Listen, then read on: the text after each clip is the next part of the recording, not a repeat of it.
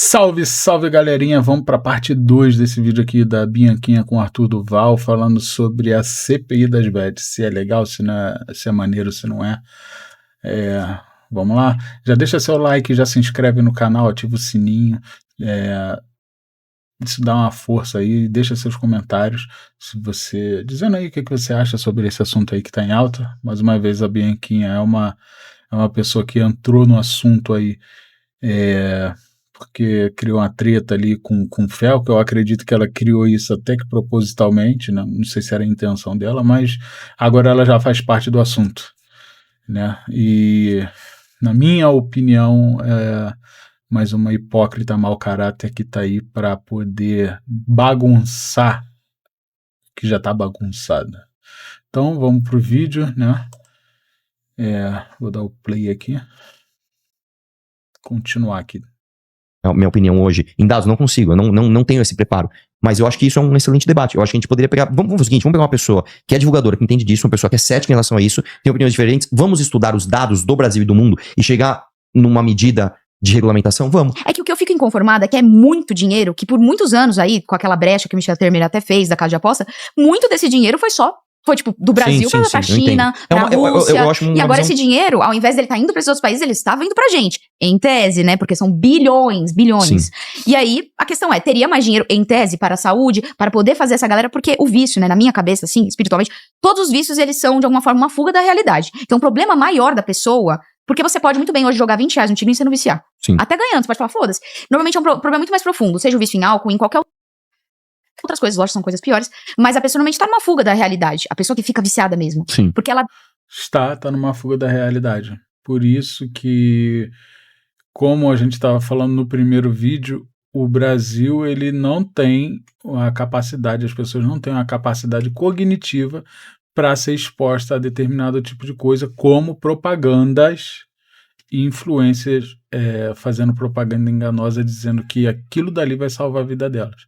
A pessoa que abre a geladeira e vai tirar um vinho caro dali de dentro, dizendo que tá pagando com um tigrinho. Ah, tá vendo esse jantar aqui maravilhoso, esse bife que eu tô comendo folhado a ouro?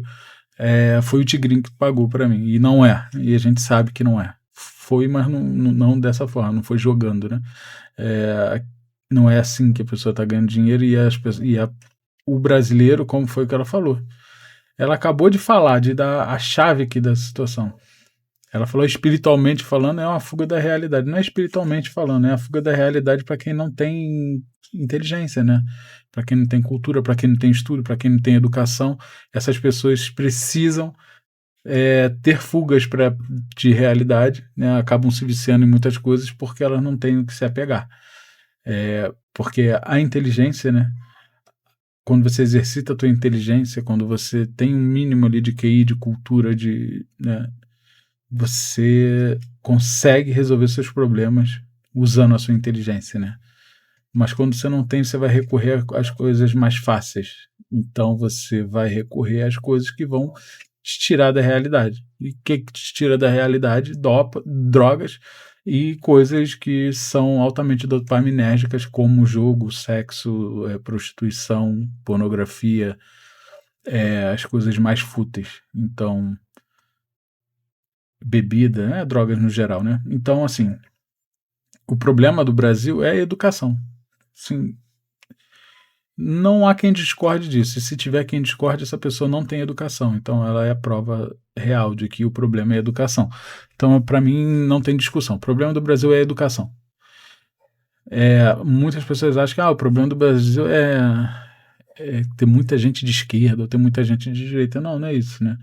Você pode, se você tiver educação, você consegue ter a sua opinião, saber aceitar a opinião do outro, saber debater isso, saber entender, saber aceitar que um lado venceu num momento e depois o seu lado pode ser que vença, e isso é altamente normal.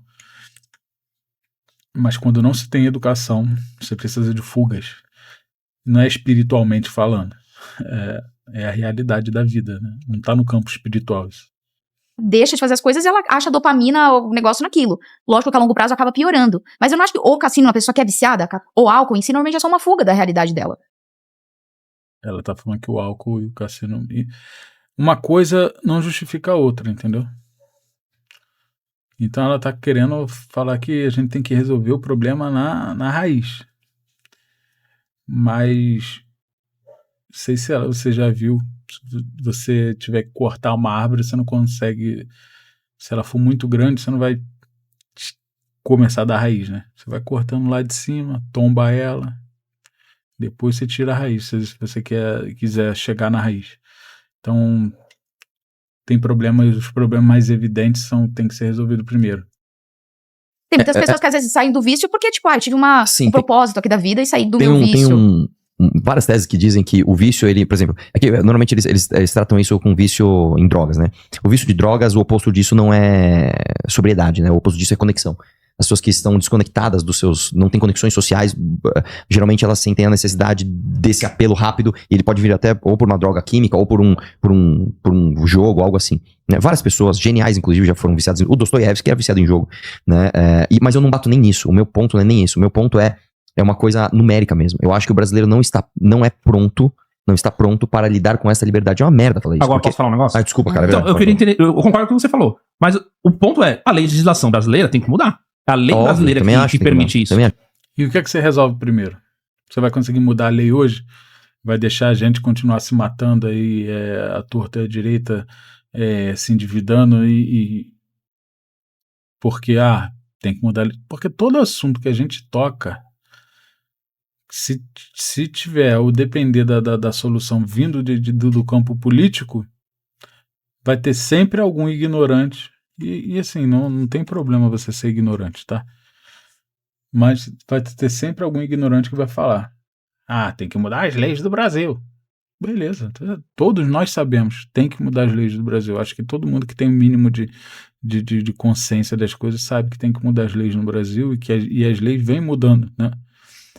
As leis vêm mudando, vem muitas PECs, muitas alterações e tudo mais, mas tudo bem, tem que fazer uma mudança drástica? Tem, cara, mas enquanto isso, quanto tempo demora para isso acontecer? Tu acha que os caras vão resolver mudar a lei do Brasil agora, por causa de bet?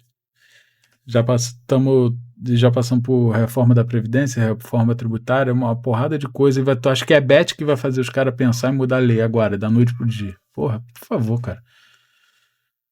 Vamos de pé no chão?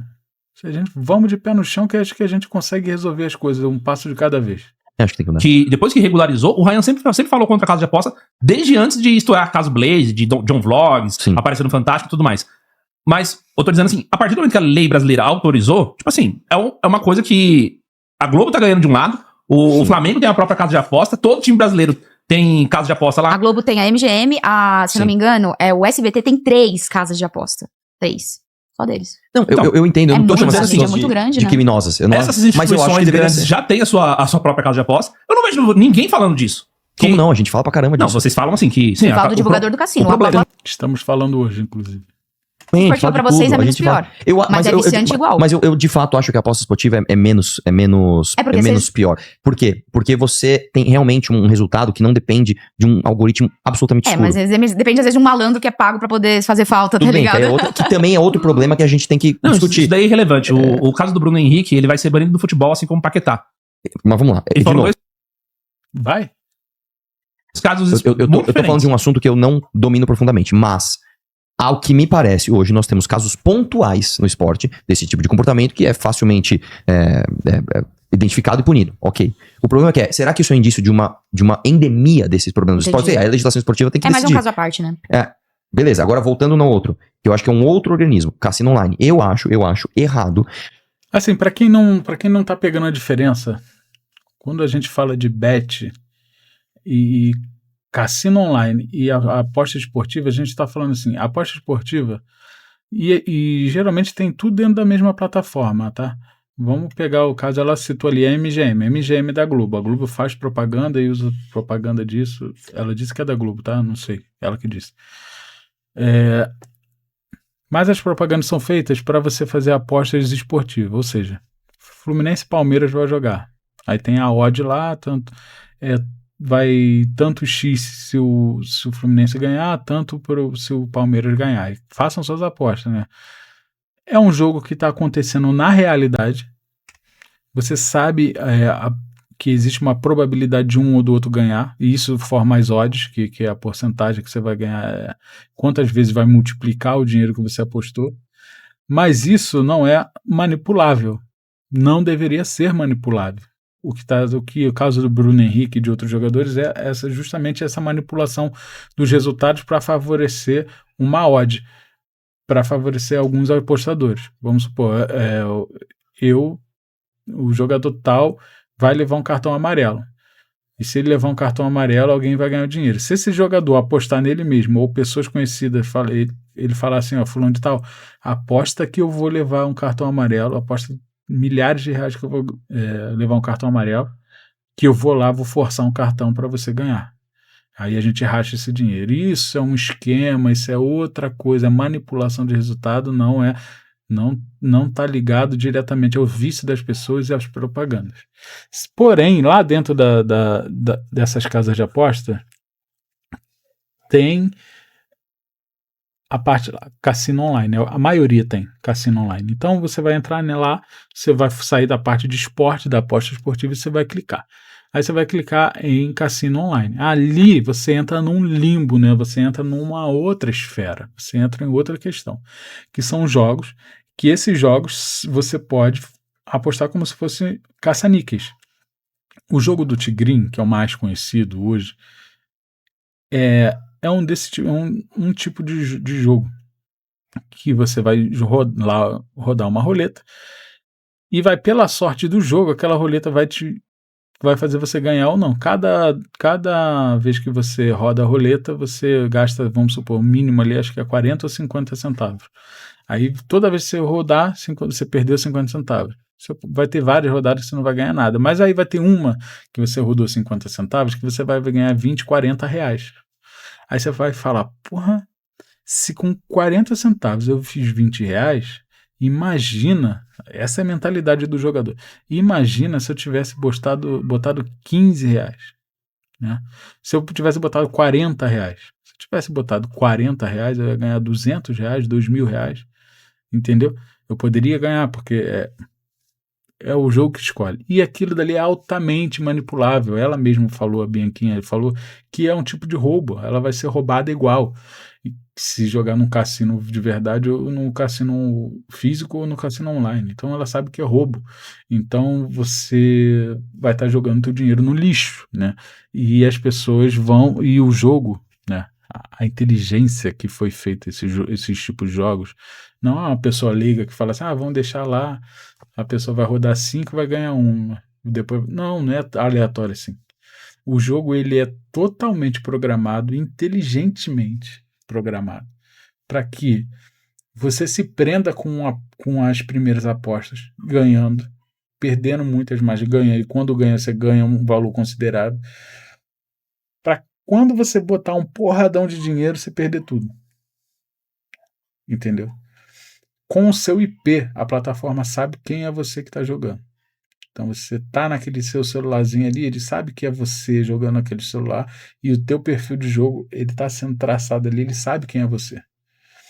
Então, se entrou na primeira vez no jogo, você vai ganha uma, ganha duas, perde algumas. Aí depois você vai falar, cara, agora eu vou estourar a boa. Que eu falei com a agiota aqui. Eu botei 50 reais, eu fiz 200. Fiz 300. Jogando aqui, porque você vai se achar que sabe jogar. Você vai achar que tem inteligência suficiente para ganhar a máquina, que você entendeu como funciona a máquina ali. Aí você vai chegar lá, você vai pegar os 5 mil que você pegou com a agiota e você vai botar tudo. Você vai apostar ali, vai apostar e vai perder, perda em cima de perda, e você vai acabar com esse dinheiro todo, você vai torrar todo ele. Torrando todo ele, agora fique você com sua dívida. E acabou. Porque você caiu na falácia da pessoa que falou assim, tá vendo agora eu chegando em Miami, quem pagou minha passagem aqui, ó, foi o Tigrinho, acabou de pagar minha passagem. Então isso daí é coisa muito séria. Então quando você fala de aposta, da diferença de aposta esportiva para Tigrinho, para cassino online, você está falando disso, dessa diferença. Se você apostou no Palmeiras, que está ganhando sempre, você vai poder... Você não tem como manipular esse resultado, entendeu? Não é a máquina que está te entendendo. O Palmeiras não vai perder ou vai ganhar porque você apostou, não vai ter essa inteligência por trás. Você está simplesmente apostando na sorte, lançando na sorte teu dinheiro. E você sabe que você pode perder e você pode ganhar. Você vai ficar puto com o Palmeiras ou independente que seja, entendeu? Estou dando exemplo do Palmeiras. Mas a aposta esportiva ela é muito menos nociva do que isso, porque você não tem como prometer dinheiro fácil na aposta esportiva e não tem nenhum influenciador hoje focado em anunciar a aposta esportiva, porque aquilo ele não consegue manipular a propaganda dele e dizer que você vai enriquecer. Por isso o cassino é mais nocivo, entendeu? Porque eles dão uma conta demo pro cara, o cara finge que tá ganhando milhares de reais nos stories dele, você ou a pessoa que cair vai lá sem a inteligência que ela deveria ter, ela vai lá, vai botar os primeiros dinheirinho lá e vai estar enriquecendo o influencer, enriquecendo a casa de aposta. E essa pessoa, como muitas pessoas, vão perder muito dinheiro naquilo ali. E isso daí tira vidas hoje no Brasil. E no mundo, né? Você dá na mão do brasileiro a possibilidade dele apostar num algoritmo totalmente escuro, controlado por sabe-se lá quem, que é um algoritmo feito pro cara perder dinheiro, eu acho que tem que ser proibido. E tudo bem, a gente pode ter opiniões diferentes aqui, tá? Aí, eu queria trazer um outro assunto que você tocou, que é o assunto do fundo. Vamos lá, que esse também é um outro assunto. Boa. Vamos lá. O MBL sempre foi contra o fundo eleitoral. E nós continuamos contra o fundo eleitoral. Eu acho o fundo eleitoral um dos maiores absurdos do Brasil, principalmente do tamanho que está. Qual é a origem do fundo eleitoral? Bom, a Bianquinha quer se candidatar, ela não tem dinheiro, ela não pode competir com o Júnior, que é um milionário, em condições iguais. Ela tem que ter um mínimo para ela começar. Esse é o espírito do porquê o fundo foi criado. E isso é bom. O problema é, número 1, quem distribui o fundo não é igual. Se você entrar no partido e ele é o dirigente, ele que vai escolher para quem vai. Então, se eu faço um esquema com ele, eu pego um monte e só sobra com nada. Número 2, o tamanho do fundo está demais. Bizarro. Eu vi que tava 2,6 bilhões, alguma coisa assim. Não, tá 5. 5 bilhões? E aí vem a coisa curiosa. Quando o Bolsonaro assumiu o governo, eu não lembro agora, mas acho que era 1,1 bi o fundo. Aí ele aumentou pra 1,9. E depois ele aumentou pra 5. O governo foi lá e aumentou, né? Chegou um ponto onde... e eu mudei de ideia sobre isso. Eu falei, cara, o fundo pode ser quanto for, eu nunca vou pegar porque eu acho uma imoralidade, um absurdo, tal. Só que chegou num ponto que é o seguinte, Arthur, ó, vamos deixar de sinalizar virtude e vamos trazer um política real. Você quer mudar o Brasil? Quero. Você precisa de uma bancada de pelo menos uns 15 deputados aí pra você começar a ter força. Legal, vamos fazer 15 deputados no Brasil? Bora. Então, pra fazer 15 deputados no Brasil, você tem que fazer deputados em estados como Pernambuco, Rio Grande do Norte, Ceará, Sergipe. Como você faz pra eleger uma pessoa lá sem fundo eleitoral? É impossível. É impossível. Você não consegue, não existe. Primeiro, não existe patrocinador. Não existe empresário. Eu sou um puta empresário. Isso não existe, isso é uma ilusão. Vai chegar um empresário, mano, acredito muito em você, uns 50, tá aqui. Não tem. Faz uma vaquinha online e consegue o dinheiro. Cara, eu consegui mesmo. O Kim conseguiu, a gente aqui em São Paulo, a gente que é figura nacional, que a gente consegue. Eu tenho um candidato, por exemplo, tenho um pré-candidato que vai ser o Sávio lá em Recife. Ele é um cara que ele é famosinho localmente. Ele faz uma vaquinha e vai conseguir R$500. Agora eu vou dar uma farpada. Não, calma, deixa eu só terminar aqui. Então o que a gente decidiu? Entendendo a política como ela é, vendo o que o Bukele fez em El Salvador, vendo o que o libertário da Argentina, o Milei, fez. Eles usaram o fundo pra chegar lá e acabar com o fundo. Ele é um bandido, me desculpe, mas o que ele fez de cripto, ele é um bandidão. Isso é outra coisa, isso é outra questão. Eu entendendo a estratégia dele para o fundo eleitoral. Igual você, Bianquinha. Se você estivesse no lugar dele, você faria o mesmo. Ou pior, de repente. Eu não sou moralista, tá? Não, porque ele é um exemplo de moralidade. Não, calma. Eles usaram o fundo pra chegar lá e acabar o fundo. Nós temos um plano claro. Nós escrevemos um livro, que é o livro amarelo, dizendo: todo parlamentar do MBL tem de ser contra o fundo eleitoral. Vai votar contra o fundo e quando chegar no executivo vai acabar com o fundo. Beleza, para isso, para chegarmos lá, nós precisamos usar a ferramenta. Vamos fazer isso? E a nossa base anuiu com isso. A nossa base falou: eu já pago imposto, eu não quero que o fundo seja usado pelo...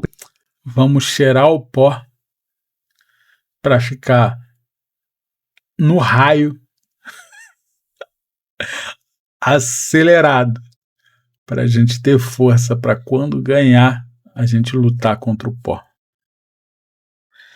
Agora ele tá falando de outro assunto, vou encerrar por aqui. Galera, não quero saber a opinião da Bianquinha sobre o fundo eleitoral. Me desculpe, se você quiser, você assiste o vídeo, tá? É hipócrita ela? É mau caráter? Ou é só burra mesmo? Deixa sua opinião. Se inscreve no canal, deixa o like, compartilha. Até a próxima.